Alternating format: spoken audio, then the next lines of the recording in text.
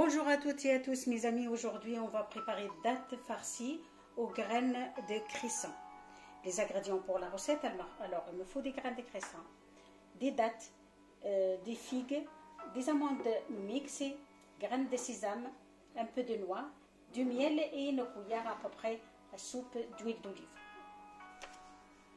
Et comme vous savez, les graines de cresson, elle est pleine de calcium, plein de vitamines et moi je l'utilise pour beaucoup de recettes, surtout je l'utilise légèrement dans ma salade et ma soupe aussi. السلام عليكم الناس الكل، اصحابي وحبايبي. اليوم باش نحضروا تمر محشي بحبة الرشاد ونشقوا به الفطر. هذه عادتنا نشقوا به الفطر ولا نستعملوه حتى في سيور الايام، وخاصة في الشتاء. التمر والحب الرشاد باهين برشا ومفيدين برشا. شنو يلزمني انا باش نستعمل كيفاش الطريقه نحضر بها؟ ناخذ حب الرشاد والجنجلان، اي فاكهه عندكم، هكا كاكاويه، لوز، اي فاكهه موجوده، والشريح هذا كيف غني على التعريف. وحب الرشاد ما نحكيكمش، ما نستعملوا انا في الشوربه نتاعي، نستعملوا في السلطه، نستعملوا وفيه كالسيوم، فيه عديد الفوائد اللي فيه غني على التعريف صراحه. ونحط معاه زيت زيتونه وشويه عسل. واللوز اذا كان متوفر عندكم مرحي، انا ديما ناخذ مرحي باش وقت نبدا حاجتي نستعمل. نجموا تاخذوا لوز ولا كاكاويه ولا الفاكهه الموجوده عندكم، ولا تستعجلوا تستغنوا تعملوا الجنجلان وحبه الرشاد ديجا فيها البركه. نرحي حبه الرشاد والجنجلان شويه منهم والفاكهه والشريح مع بعضهم، ومن بعد نوريكم كيفاش نحضر الروسيت نتاعي ومغيرفه نتاع زيت زيتونه. علاش لا؟ ويصلح برشا لشقة الفطر خاصة في رمضان. في عوض مش نشتغل ناخذوا كعبة تمر فارغة ما في حد شيء، ناخذوا كعيبة واحدة تاع تمر ومحشية ومعاه كويس حليب امبيكابل لشقة الفطر. تبعوا انت تشوفوا الروسيت نتاعي كيفاه محلاها مزيانة برشا. Avant tout, je prends mes figues et je lève les côtés. كيما تعرفوا الشرايح غنية على التعريف، ما نجمش نحكي لكم معناها تاخذوا شطر كعبه برك نتاع تمر المحشيه امبيكابل قبل شقه الفطر. راهي هذه نصيحه، وفي سيور الايام يصلح زيد للصغير، تراو به برشا قبل الصغير ما يمشي المكتب، تعطوه كعبه تمر مع كيس الحليب خير من برشا حاجات الحلوه هذه نعطوه للصغار في الصباح. حب الرشاد كيما تعرفوا انا مانيش باش نعطيكم درس فيه، غني على التعريف. ما نستعملوش كميه كبيره الحقيقه، مي نستعملوه راهو باهي برشا، ومعناها لازم واحد يستعملوه مش كميه كبيره. On va mixer pas tout, je mets un petit peu légèrement. Lorsqu'on utilise cette graine, on l'utilise tous les jours, mais légèrement, pas beaucoup, tout à la fois. Par exemple, on utilise même pas la moitié d'une cuillère à café le matin, c'est très bien. Je mets un peu de graines de sésame aussi. Et on va le mixer, après on va voir la suite.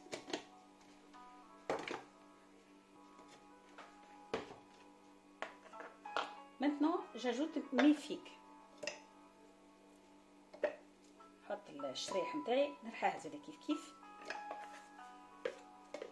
والشريح نتاعكم تمسحوها والتمر كيف ما تغسلوش بالماء، باش خاطر نسي جامي تخلوه مده، خاطر نجمو نخلوه مده في الفريجيدير.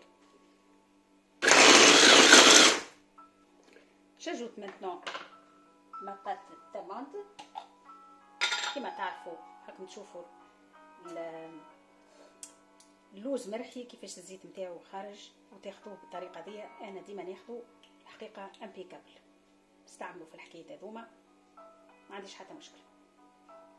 Je préfère toujours de l'acheter mixé mes amandes et j'utilise pour plein de recettes. Après, vous préparez la quantité que vous souhaitez. Moi, je ne prépare pas beaucoup. Chaque semaine, je le prépare cette recette et je le mets au frigidaire. Et avant les enfants qui vont à l'école, ils prennent une avec le verre de lait impeccable.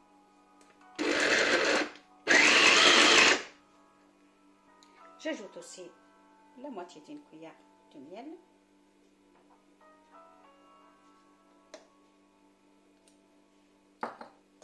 On va le mixer encore. Maintenant, je prends une assiette توا الصحن نتاعي ونخرج ريحته هذاك الكل. عمليه سهله برشا، اي واحد ينجم يحضرها.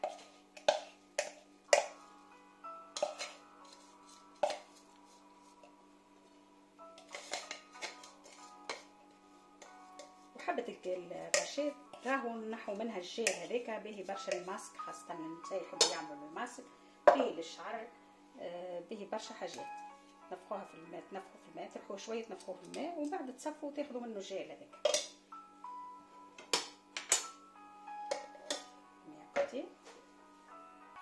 j'ajoute ma cuillère d'huile d'olive aussi.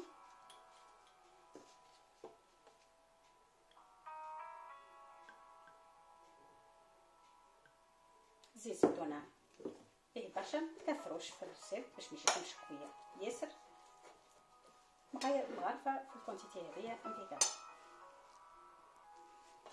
خلطوهم مع بعضهم.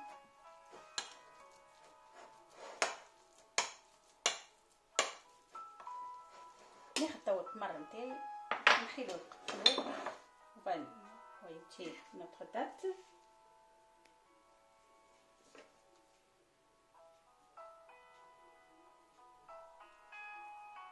التمر هذايا موجود في الشرق، ناخذوه يجينا من الشرق، ماهوش كيما نتاع المغرب العربي الكبير.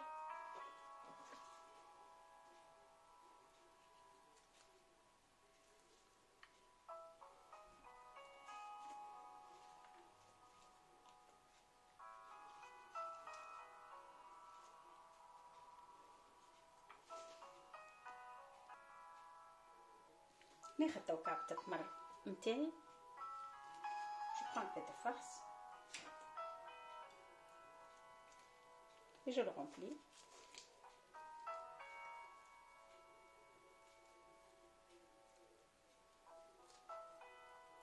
كعبة التمر نتاعي بالطريقة دي. إذا كان ما عندكمش كيكة تستعملوا كان شريح وحبة الرشاد وكهو وتجيكم حاجة روعة. اي واحد ينجم الحقيقه يحضرها، والتمر في رمضان في كل دار موجود يظهر.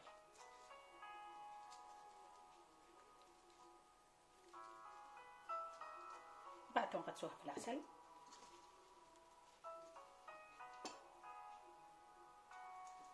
حتى نكمل الكعبات الكل.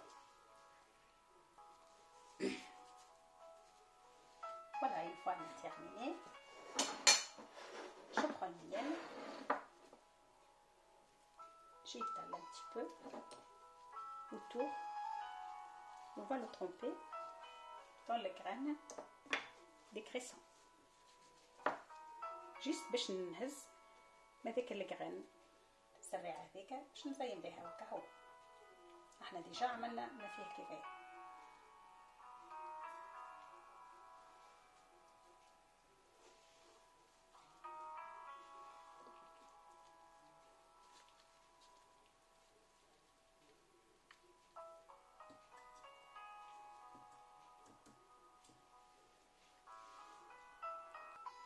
Voilà mes amis, comme vous voyez notre date farcie elle est prête. On l'utilise surtout la période de Ramadan, cette recette.